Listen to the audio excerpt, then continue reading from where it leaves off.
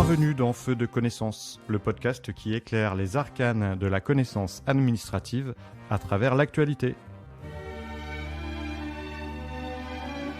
Vendredi 5 janvier 2024, l'Aude à la joie a résonné aux Invalides lors de l'hommage à Jacques Delors, ancien président de la Commission européenne, mort le 27 décembre. Figure de la construction européenne, il est notamment l'artisan de l'union monétaire et économique et de la monnaie unique, l'euro. Pour l'occasion, Feu de connaissance vous propose 3 épisodes consacrés à la thématique de l'Europe. Ce premier épisode est consacré aux grandes dates de la construction européenne de 1945 à 1957. Le 8 mai 1945 marque la fin de la Seconde Guerre mondiale en Europe.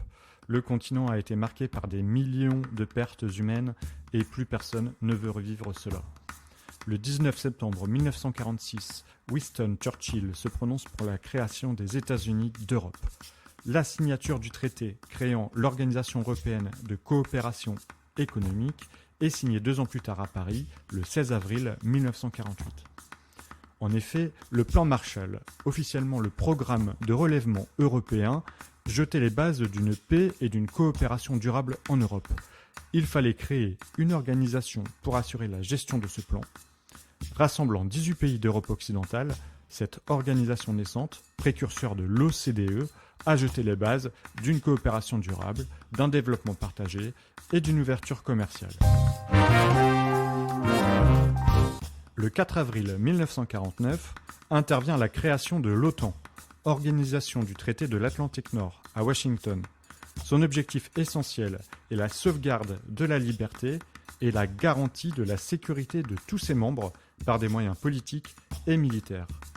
La mission de défense collective, qui est au cœur de l'Alliance, crée un espoir de solidarité et de cohésion entre ses membres. Alors qu'il comptait à sa création 10 pays d'Europe occidentale, les États-Unis et le Canada, il compte aujourd'hui 31 membres. Un mois plus tard, le 5 mai 1949, 10 pays de l'Europe occidentale signent à Londres le statut du Conseil de l'Europe. Il s'agit en fait de la première assemblée parlementaire internationale de l'histoire.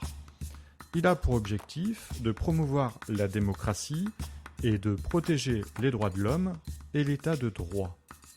La première convention du Conseil de l'Europe, c'est la Convention européenne des droits de l'homme qui entre en vigueur le 3 septembre 1953. Sa ratification est une condition indispensable pour adhérer à l'organisation.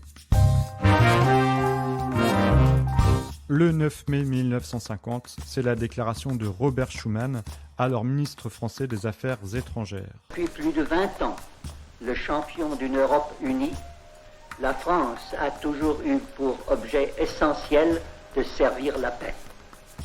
L'Europe n'a pas été faite, nous avons eu la guerre. L'Europe ne se fera pas d'un coup, ni dans une construction d'ensemble.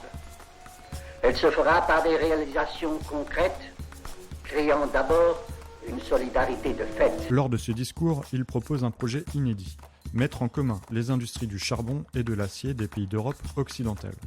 Résolu à empêcher un autre conflit aussi dévastateur que la Seconde Guerre mondiale, la mise en commun de ces productions a pour objectif d'empêcher toute guerre entre la France et l'Allemagne.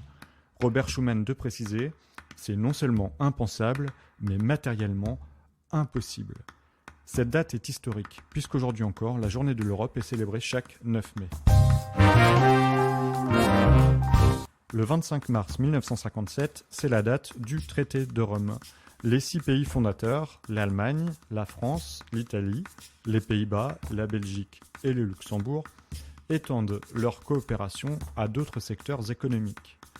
Cette coopération est formalisée par la signature de 2 traités, le traité instituant la CEE, la Communauté économique européenne, et le traité instituant la CEEA ou Euratom, la Communauté européenne de l'énergie atomique, encore appelée l'Europe des 6.